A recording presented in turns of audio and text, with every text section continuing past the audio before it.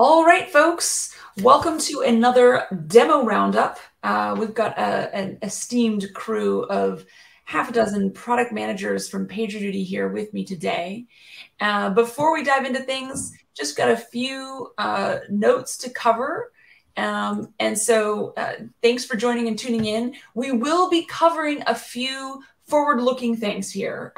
So we're going to be talking about and seeing how some features that are very recently released into the PagerDuty Operations Cloud, but we will be looking at a few things that are coming soon. And so this is just kind of an important disclaimer about how sometimes things will change. And so just keep that in mind as you're watching today. This is the PagerDuty Operations Cloud. You may be familiar with it, or you may be familiar with a part of it. And so we take in signal from a lot of different sources, certainly a lot of the monitoring, observability, security tooling, CI/CD, and sort of your DevOps to see all of the change events happening in your cloud infrastructure. Today, we're actually going to be looking at another source of signal, which is when the customers are reporting things in. But from that source of signal, we're able to do event processing, correlation compression, contextualization, kickoff automations. And so things like gathering diagnostics and remediations can happen automatically. And then mobilizing the right teams with incident response, and then closing the loop with customers with our customer service operations module. And that integrates directly into Salesforce, Zendesk, ServiceNow. So the places where your customer service teams are working out of for case management. And that's going to come up today as actually like an important place where sometimes the signal is coming in. Our automation can extend into all kinds of different infrastructure, can wrap around other automation tooling like, Ansible and things like that. And then, of course, we integrate directly with chat ops and collab tools, Slack, Teams, Google Chat, and all kinds of places where people are collaborating as they're working through either an incident or something else that's going on. And then, of course, we also integrate with your ITSM tooling. And so whether it's writing things into tickets in a very structured way, closing those out as things are getting resolved at PagerDuty. So today, we're going to be going through, and as I mentioned, we're going to be looking at things from a little bit of a different lens. But before we sort of get into this sort of hot moment of something has gone wrong, we're going to set things up a little bit. And so Yui is going to show us these new incident workflow templates that are available. You may recall incident workflows are things that can provide some structure and automate sort of several different steps that you want to happen under certain conditions and in certain environments. From there, we're then going to kind of enter the hot zone. And now something has happened. Now someone has reported into customer service that they're seeing some kind of issue. And in this case, we're imagining a media streaming company, and one of they're actually building with AI, and with summaries that are being developed on the fly for different content that's streaming on their platform. But a customer notices something that's kind of off. This can happen where what we see is that it's not always detected by monitoring tools, and sometimes it's the customer calling in, and we actually see that anywhere from 20% of the time. We've talked to customers where that's happening 90+% of the time, is that's how they're learning about incidents. So you're going to see how someone in customer service is actually able to then trigger that incident workflow that was set up using the template. From there, because now we recognize, hey, there's something going on, we want to make sure that we're informing other customers. This will help deflect tickets so we're not getting bombarded with people calling in. We can let people know that we're investigating something, and so they can sit tight and know that we know there's a problem and we're working on it. Meanwhile, going back to the team that has been investigating the issue, they are now making a breakthrough. And so they need to get a status update out internally to people to let folks internally and all the different stakeholders know, hey, we've had a breakthrough and now we're working on things. Finally, once the incident's resolved, you're going to see how they're going to get help from GenerativeAI, not just for generating a draft of that status update, but now generating a draft of a postmortem, so that we can really take a lot of learnings from this particular incident and make sure that it doesn't happen again, or if it does happen again, we're really well equipped to deal with it. Now, one of the things that is noticed is that, hey, we might actually be able to automate some of these steps involved with either diagnosing this type of issue in the future or resolving it, or making just sort of a quick fix that will restore the service, even if we have to go back and do a little bit more work to sort of fully fix the underlying problem. And that's actually, we're going to use generative AI again and see how we're going to be able to quickly spin up a run book to handle that type of automation job. That can get, we're going to build it with generative AI and be able to plug it in so that it gets used and triggered in the future in this type of scenario. And then, of course, for ongoing learnings from this type of incident, we're going to take a look at some of the new analytics capabilities so that we can start to understand, is this kind of a recurring pattern with this service? What do we need to know about this particular service and how it's performing relative to other services? Do we need to spend more time fixing some of the tech debt in this particular service? So with that kind of quick introduction, it is demo time. First up is Yui. I'm going to bring up your screen here, and I'm going to hide some of our other PMs in the meantime. But Yui, take it away. Show us what's going on with the incident workflow templates. All right. Thanks, Darmaine. Hi, I'm Yui Cao. It's great to be here today. We've heard from customers about how they're looking for simple and easy processes for their teams to follow. And so we believe incident workflows empowers customers to automate their incident management processes. And with the introduction of workflow templates, we make it that much easier for our customers to understand the types of processes that we can help to automate, as well as making it super accessible to actually implement with just a few small configurations. We've got 3 templates to start with: a major incident, collaboration workflow, and update stakeholders workflow. For today's demo, I am playing the part of a technical program manager at a global media company, as Darmaine mentioned, that uses machine learning and large language models to power its new content recommendation service. And so my company uses Salesforce for customer support. And I recently learned that CS agents can manually trigger incident workflows directly from Salesforce. So this is great timing because I have an action item from a recent incident to simplify the process of ensuring that CS leadership and the data science team are notified when incidents occur relating to ML streaming services. So let's dive in. We will pick this one. This looks exactly like what I want. So I'll now use it, and that creates it as a workflow. Let's change the name so it's easily recognizable. So update CS leadership and data science stakeholders. So we'll call it that. We'll delete this description and save that. And then let's go and configure it. So this workflow we're going to have manually triggered only, not triggered whenever an incident is created. So we'll remove the conditional trigger here. Manual trigger, we're going to configure it so that it applies to our streaming services ML. So it'll be available for that particular service. And then we are going to specify stakeholders to notify when this is triggered. So we're going to add our customer support leadership team and our data science team as stakeholders. And for the status update, we're going to configure that to use our stakeholder streaming template that I've set up previously.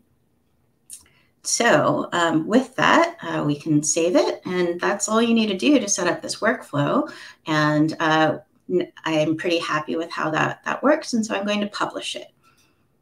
And so Now, when a CS agent sees a high priority ticket come in related to the ML streaming service, they can easily trigger this workflow to add CS leadership and data science, the data science team as stakeholders, and share an update about the incident with them. Awesome. So they don't have to kind of remember all the details and who they're supposed to notify. The workflow is going to take care of that for them. And setting up that workflow was a snap. Yeah. All right, I'm gonna bring up Scott here, who's now going to take us into this sort of environment where that's been set up, but now we've got that customer support agent, and someone's been calling in. All right, so Scott, take it away. Thank you. So here we have our fictitious customer, Adrian. Adrian's with his significant other and wanting to watch streaming services, and they're having challenges of what do I watch? They have so many streaming services that they have, but they're really challenged with, I don't know, what do we want to watch tonight? But they've had luck in the past of actually utilizing the recommendations of what to watch. But when they went to utilize the recommendations that GenAI feature, all of a sudden is down. It's just not working for them, and they don't know what to do. What are they gonna watch? So Adrian's actually calling into the call center here, and we have the customer service agent taking a phone call from Adrian here about that they're having an issue here, and they cannot see the recommendations.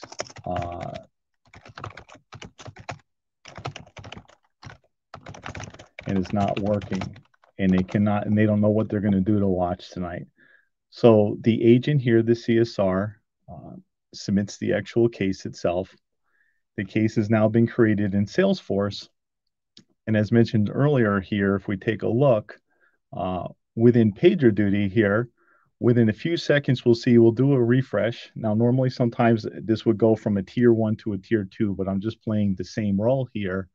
We now see within a few seconds, as Dormain mentioned earlier, by taking those events in and seeing that there's an issue here with the streaming service, we've now automatically have taken that toil and all the work away from the agent to actually automatically create an incident in PagerDuty itself. So now we could get the right person engaged working on and fixing the actual issue itself. So the difference here, what's the value of this? Many times in organizations, where's a lot of turnover of our customer service agents.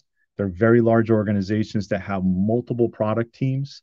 They're often unfamiliar with where do I go, who do I go to, how do I escalate this issue?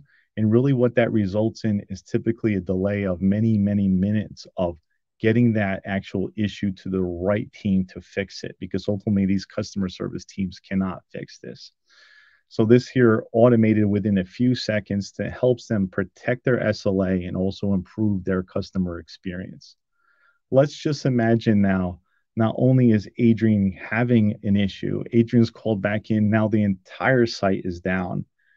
So PagerDuty for Customer Service Operations also empowers agents to be able to edit and take action and change the priority of a case. So let's assume now not only is the recommendation engine failing, this entire site's down for this customer. They've also validated it's down for other customers, and they're going to increase the priority of the incident to now P1 issue. Now you see down below. And now we want to actually take upon what we just covered earlier is how do we inform those stakeholders to ensure that our internal customer success managers and others are aware that there's a key issue, so they could also be aware of and also communicate externally to their accounts, or if they get message from their accounts, they're actually in the know and they're not surprised or blindsided. So now the agent's actually going to go through and run one of those workflows that was just added earlier in the demo that could inform those stakeholders just within a few clicks, as was mentioned, and run that actual workflow manually. Now, as mentioned earlier, this could be run in an automated fashion, but this is just an agent manually triggering this as we mentioned earlier. So the value add here is within a few seconds, we could easily escalate that case for high priority issues, get that to the right development team to work and actually action on to fix quickly saving critical time and ultimately improving customer CX, and ultimately, hopefully, in reducing the impact of their overall incident to minutes versus hours. Additionally, we empower agents not to only see status updates, which we didn't cover here, but anything that the development team would actually do would be represented in the status updates section, which is here, so they can communicate back to the customer. But we also empower the agent to be able to take action to change the priority if things are changing or more escalating, as well as running those workflows that we showed earlier set up to clearly then quickly communicate internally with our own internal stakeholders. So now I'm going to turn over to Jackie is how do we inform our broader audience of not just internal stakeholders, but what would we do if we want to inform all of our customers that we're experiencing an issue here from that perspective? Thanks, Scott. Yeah, and when you think about how, 20, 30, 40% of your customer impacting issues may be getting reported, not caught by your monitoring systems or observability tools, but they're really coming into your team's awareness is through customers reporting it. How do you make that a really seamless process? And remembering these are your customer support agents are not always, they're not technical, and they're not necessarily the ones sitting in front of and looking at monitoring tools, but they now have a way to raise that really quickly. So thank you, Scott. And as you mentioned, let's hand things over to Jackie to see how the team is going to let other customers know what's going on. Awesome. Yeah. So thanks, Dormain and Scott. I'm Jackie, a PM. And for the purpose of this demo, let's imagine that I'm a customer support agent here at the media company. As you probably know, availability and reliability are paramount for customer retention and satisfaction. When interruptions in digital service used to happen before we had the PagerDuty status page, our business used to experience high volume of support tickets asking for the current status of issues. PagerDuty status pages provides us with visual, real-time insights into our organization operation and the status of incident resolution. As a customer support agent, I can now proactively and securely communicate real-time operational updates with our customers directly from the PagerDuty platform, eliminating the need to context switch to other tools and giving us one platform, PagerDuty, as the single source of truth. So with that, let's see a quick demonstration of how the external communication piece comes into play. Unlike other status pages solutions, PagerDuty Status Pages is a tightly integrated and automated product within the PagerDuty Operations Cloud platform, allowing me to immediately see the triggered incident while also leveraging human-in-the-loop automation. I can easily see the pending request triggered by Salesforce, waiting for my review, which already has all the information about the incident in the impacted service. As you can see here, I already have the title here pre-filled, as well as the impacted service, in this case, the machine learning service. I have the option to apply a template for quick reusability that helps me improve trust and speed up the communication process while ensuring a consistent way of external communication across the organization. Once I go ahead and submit it, it will be immediately available on our status page, and which is publicly accessed by our customers. So the end users can easily monitor the system status. They can subscribe to receive real-time notifications via email, Slack, webhook, and they can also see and subscribe to any of the specific services that our company has chosen to proactively communicate using the status page. So in this example, our team was looking to improve proactive communication externally with our customers and eliminate the need to context switch to other tools during outages. And now our customer support agents have one platform, PagerDuty, as the single source of truth. Now, you may be asking, so how are we solving the internal communication problem during major incidents? And the great news is that the upcoming private status pages, which will be launched next month, will allow to control visibility access to ensure only the people you want can access the page via single sign-on authentication without requiring a PagerDuty account. Similarly to the public status pages, private pages will be offered as part of the PagerDuty's Operations Cloud platform, minimizing friction and eliminating context switching as teams are working to both resolve an incident and inform stakeholders of their real-time status. Exactly as we can see here, stakeholders, in this case employees or partners, will be able to easily monitor the system status and receive real-time targeted communication via the preferred communication channels. So to recap, in this example, our team was able to improve proactive communication externally using the public page, and we look forward to improving proactive communication internally using the upcoming private pages to ensure we focus on what really matters during outages and use one platform, PagerDuty, as the single source of truth. With that, I will hand it over back to you, Dormain. Thank you, Jackie. Yeah, I'm bringing up Ben here because you bring up a really important point about internal communications. And there are different types of audiences internally. And so there's the ones that want to be able to go and see on a dashboard, okay, what's the status of things? But then there are also those moments, which Ben is going to get into, which is the teams that are actively working on resolving this with the streaming service and the recommendation engine. You know, there are different audiences that as they're making their breakthroughs, they need to be able to send those updates. And you saw Scott even point out how sort of bite-sized status updates also can flow into what the customer support agents are able to see. And so with that, I'm going to bring up, Ben, your demo screen to take us through how generative AI is going to come help with producing those types of bite-sized status updates. Yeah.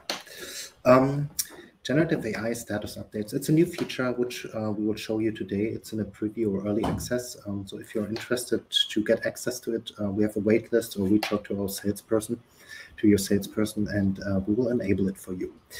And imagine there's an incident, right? An incident starts, at the end it's resolved, and I'm responsible to inform my stakeholders, my developer team, maybe other owners of other services.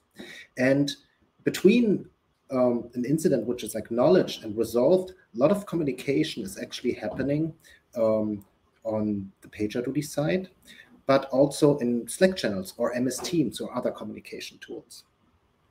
And that's where generative AI can help us to build summaries and go into these channels and write a status update. What we see here on the left side is, for example, notes in PagerDuty in our product on an incident, and that I will show you in the demo in a second. And on the right side is an example of Slack integrations. For this demo, I will focus on notes because it's easier to follow. And then this can happen multiple times where there's an incident, right? Maybe I have a service level agreement that I want to send out an update to my stakeholders every 30 minutes. And that's where AI comes in place and where it can create these status updates. Okay, let's jump into the product. What we see here is an incident.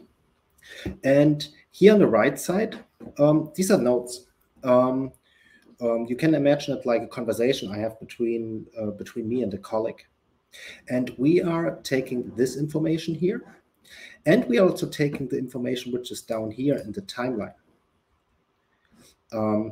There are the notes, but there's, for example, also when I change the urgency down, or the severity up and down, or I change the title, or I assign this incident to another responder. These are things which are captured here in the timeline.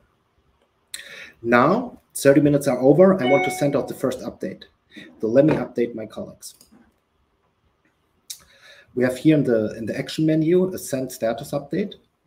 And here you can see our feature, which we call status update templates. So I choose a template for P1 incident. Go to the next step. On the bottom, you see the template and the fields, which I'm pulling in here. By the way, we also pull in custom fields there. And here on the top, I want to write the message.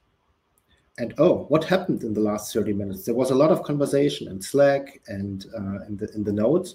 Let me just generate it with one click. It takes 2 to 3 seconds because it has to gather the information. And boom, here we are. This is my status update, written in 3 seconds. We see this generative AI features. They are like a junior assistant, or even an advanced assistant. So you still have to review this. Is it right? Do I want to add more information here? But it helps you to start, and it saves a lot of time. Let me send out the status update. So I'm sending out the status update. You can see it here on the incident, on the status update tab, also on the timeline. But this information goes also out as email, as SMS notification, push notification. It's posted into the Slack channel if there is a Slack channel associated to the service. Yeah, it depends on the settings and the preferences of the receiver. Now imagine sometime it's gone. Let me just copy some information over for German purpose. Okay, we are going here. We are switching to plan B. Let's say 5 minutes later, my colleague writes back, oh, looks much better. Network speed is back. Not bad. Okay, 30 minutes. I have to send out a new status update to my colleagues. Let me go up here again. I pick the same template. It's still a P1. I hit preview. I hit the generate button. It gathers information. And here is the new copy. Let me send this out so we can compare them side by side. And you see the information here on the right side. So the new, it's a new status update, and it included the latest updates I had here on the right side. This is GenerativeAI status updates. But now we have also a second GenerativeAI feature, postmortems. We acknowledge it, we worked on it, we sent the status updates, but now I want to resolve an incident. I'm at the end of it and want to create a first draft of a postmortem to gather all the information which we had here in Slack, on the incident timeline, and other chat tools. Let me switch here. What you see here, this is an incident. This one is already resolved. It's done. It took 9 minutes. I have some information here on the timeline. And the most information here for this case comes out of Slack. And what you see here in Slack, we are talking about AWS service health. We are talking about the US West region and so on. It's a back and forth with my colleague. And I want to have a summary for that and create a postmortem. Now go here on the top and say new postmortem report. I hit the magic button, generate postmortem draft. This can take up to 5, 6, 7 seconds because there's much more information right now we have to pull from the Slack channel. An incident can go over hours, hopefully not days, but this is all the information we can capture here. Wow. And what you see here, you have a summary field. We are talking about what happened during the incident, what impact it has, what went well, what didn't went well, and we already created action items to follow up. And again, it's not we don't want to take the learning experience out of the team to do a postmortem. This is like an assistant who can help you to write the first draft and start from here. And then you have an option, of course, to go in here and edit these fields. Little bonus on the bottom, it even creates you a timeline. It goes into the incident in the Slack channel of the incident and creates you the events. And you can decide if you want to pull them in or out. Awesome. What I love here is that, you know, creating postmortems, it's just a well understood best practice, right? In the SRE handbook, if you will. But you're making doing the right thing the easy thing by sort of getting that first draft with the click of a button. You know, and I think that's kind of a theme we're going to see again here, which is how do you make kind of the right thing to do, the smart thing to do, to overall improve operations. We're going to make it the easy thing to do. I'm bringing up Jake here. Is there anything else, Ben, to show and share with folks? No, that was generative AI status updates and postmortems. If you have if you want to test it, reach out to us. We are giving access to early access customers now. Okay, yeah, I dropped the link in the chat for folks. Thank you so much, Ben. All right, Jake, we're gonna flip things over to you. Kind of sticking with that theme of making the right thing the easy thing for folks. We've just resolved this incident. We've written up a postmortem right away with the help of some generative AI to help pull together that first draft. And there's always a lot of things in those postmortems and learnings that you reflect back and you're like, wow, next time we could do this. So tell us how generative AI is going to come in again with runbook automation. Yeah, so with runbook automation, what you want to do is be able to take those learnings from a given incident and find what you can automate so that the next time an incident like that occurs, you can speed up that time to recovery, right? That's all that we're trying to do with incident response, remediation, and diagnostics. And so what we're showing here is our runbook automation instance, and we have our library of existing runbook automation jobs. And we've just had an incident related to our recommendation service, as you heard from Yui and the rest of the team. And now what we have identified is that for if another case like this occurs where we're having trouble with our recommendation service, we want a job that checks on our ML data and restarts a Kubernetes pod like a Redis pod. And typically you would start hammering away at building this automation using a plug and play workflow editor like we have in runbook automation. But today what we'll show is our ability to generate a new job using generative AI. And you can see here I'm brought into a screen where I can type in a prompt. In this case, I'll use check the age of a file in an S3 bucket. So that's checking our ML training data, as well as restarting a Kubernetes pod. But you can see if I'm a new user or a new individual or engineer trying out this type of automation, we provide a number of examples broken into categories to help a user get started. So we'll go ahead and actually kick this off, click Generate Job. And if all goes according to plan, we'll get our preview here.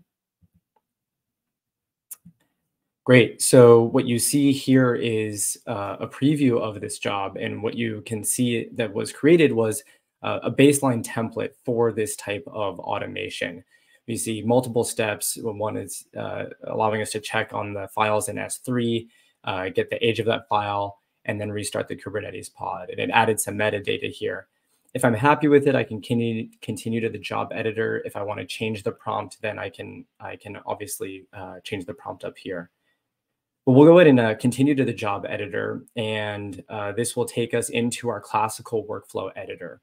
And so what this has done for me, right, is similar to the AI-generated incident postmortems and status updates. It's cut down on the time to complete these best practice tasks.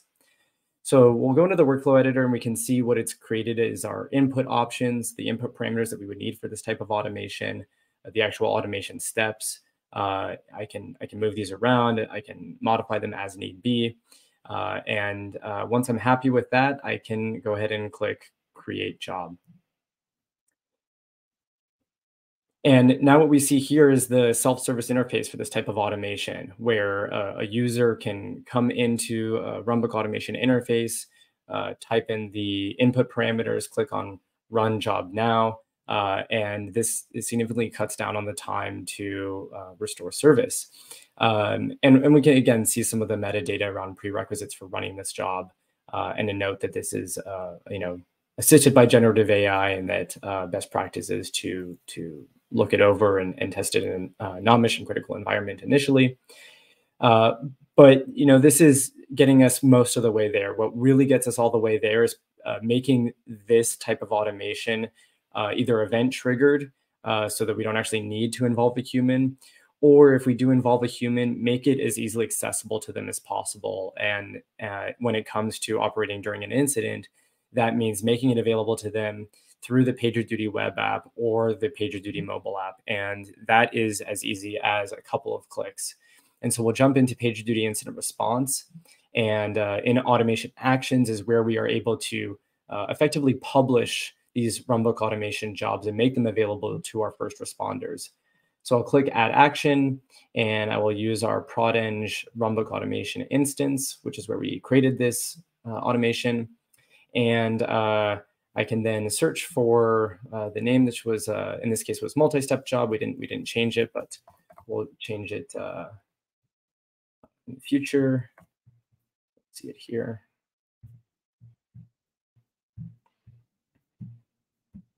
Yeah, what you're doing here, you're really connecting the dots between, great, we've automated something, but now how do we run that automation? Like, do we have to go and interrupt people who have the keys to the automation to go run it? Or can we start to expose that into other places and to other users who can make use of it?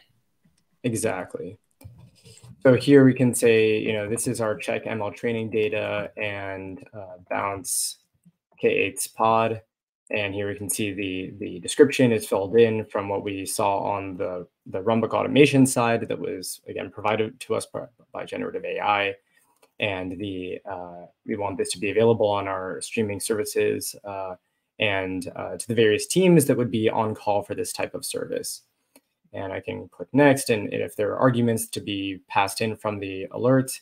And now what we've done is, again, we've effectively published this. And so now if I'm on the data science team and I get paged in the middle of the night, I open up the PagerDuty mobile app, I'll have a button to click this job, check ML training data and bounce K8's pod. And I can retrieve in the moment diagnostic data in case our attempted Band-Aid fix does not resolve the issue in the moment, and again ultimately driving that uptime and that responder experience. Yeah, and that step you took there in order to connect, like, this particular job, we're going to expose it into PagerDuty for an incident responder, but we're going to attach it to a particular service, because this does not make sense on just any service. It is, and so on the one hand, you've kind of helped set up that person where they're not having to wade through a bunch of all the jobs in the world that exist. They're looking at, these are the jobs that are available for this particular service. Exactly. Yeah. And we think about, mean time to restore. There's also, mean time to delivering automation to the organization. And a lot of times that can be a large window. Absolutely.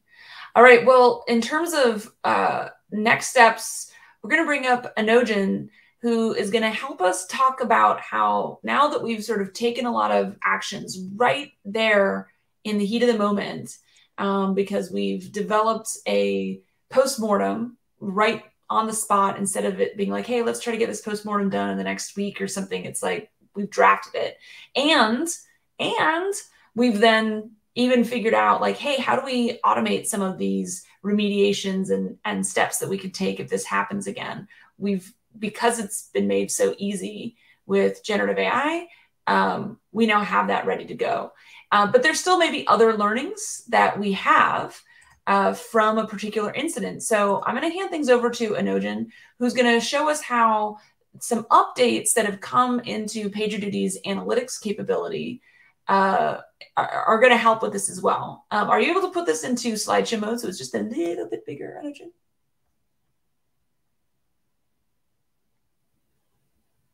Awesome. Thank you. Oh, let me take you off mute. Oh, I'm not sure I can do it. Awesome. Hooray. Sweet. One sec. Could you still see my window? Yep, that was looking good. Okay, awesome. Sweet. Thanks for the introduction. My name is Anojan, and I'm on the analytics team. So today I'm going to talk about the new insight reports that has been released to all plant professional business and digital operations. It's in the analytics section. If you have a chance, check it out. I'm going to be walking through the capabilities of those 4 reports and kind of give a glimpse of what is upcoming in the upcoming weeks.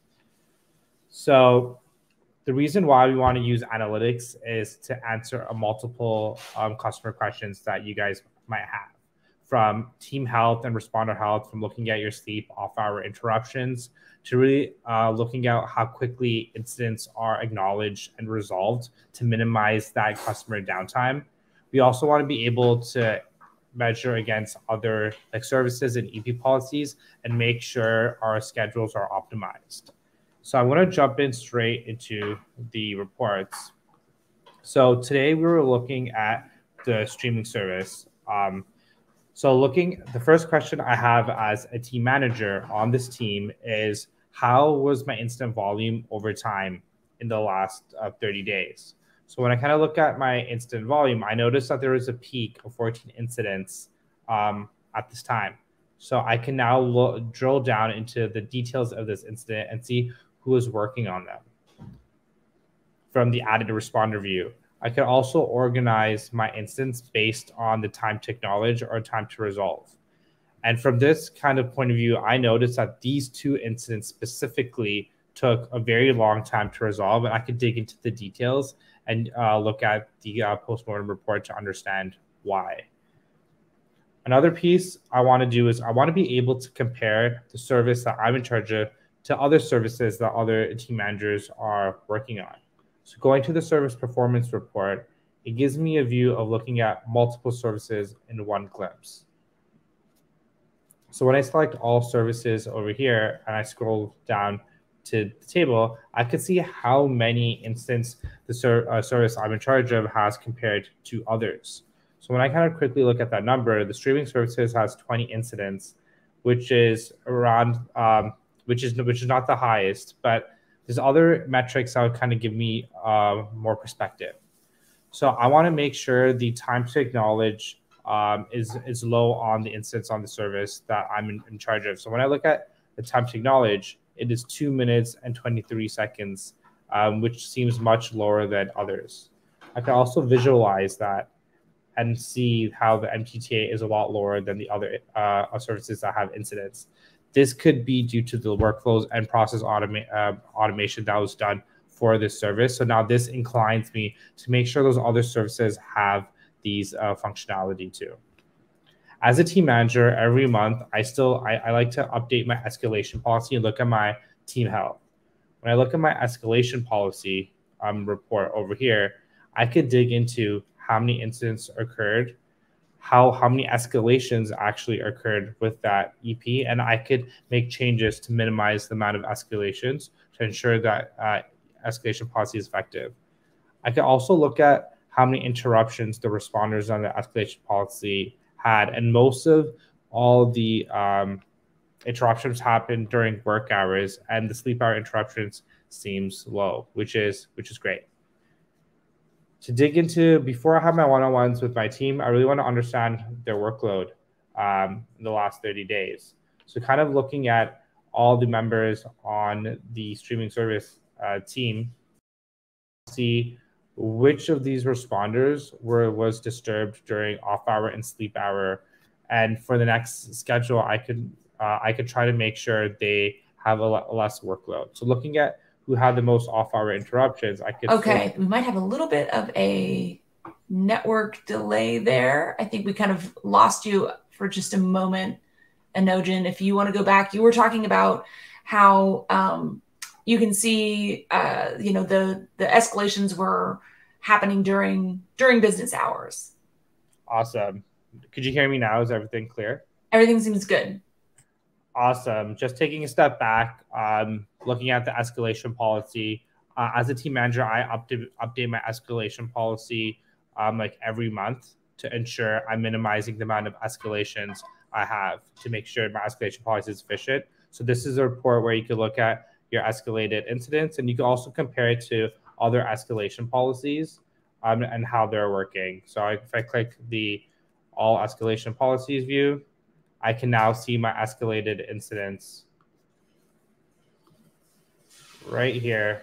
And I can see how the streaming service compares to other services.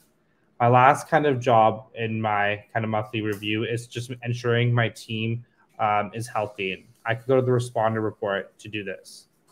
When I look at the responder report, I want to make sure I'm minimizing those off-hour and sleep-hour interruptions. I don't want my team members to be waking up every night. So this is a view where I could look at those sleep-hour and off-hour interruptions, and if their volume is really, really high, I can ensure for the next on the next schedule cycle, this is compensated for.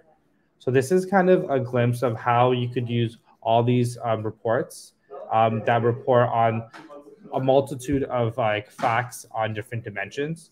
Just wanted to go over the capabilities of, you have now these summary metrics. You're able to visualize multiple metrics right now. And we added a lot of new columns that you could actually hide and show based on your preferences. And if you want to share this report, you could definitely copy the link and send it to your team members. Now I'm going to kind of pivot to what is upcoming. And there's two big pieces that are upcoming. One is our weekly analytics email, and then the new overview dashboard where you're able to visualize all these metrics on one screen. So jumping on to the email, one key piece is, as I'm busy throughout my day, I want PagerDuty to let me know what are the most important analytics I should be looking at, instead of me digging through all the reports. And this is a view of that. So we're showcasing now an operational maturity score that shows how effective you have set up PagerDuty. And the more effective you set up PagerDuty, the better the value you are going to be receiving from our product, which we measure through these key metrics of ensuring your team is healthy, you're reducing downtime, and there's better customer satisfaction. Each of these metrics would be received in an email format, but we also link back to the product for our new overview dashboard. And this overview dashboard will be placing the intelligent dashboard that you have access to right now. And the great thing about the new overview dashboard is you'll be able to see all your key metrics in one place at a glance.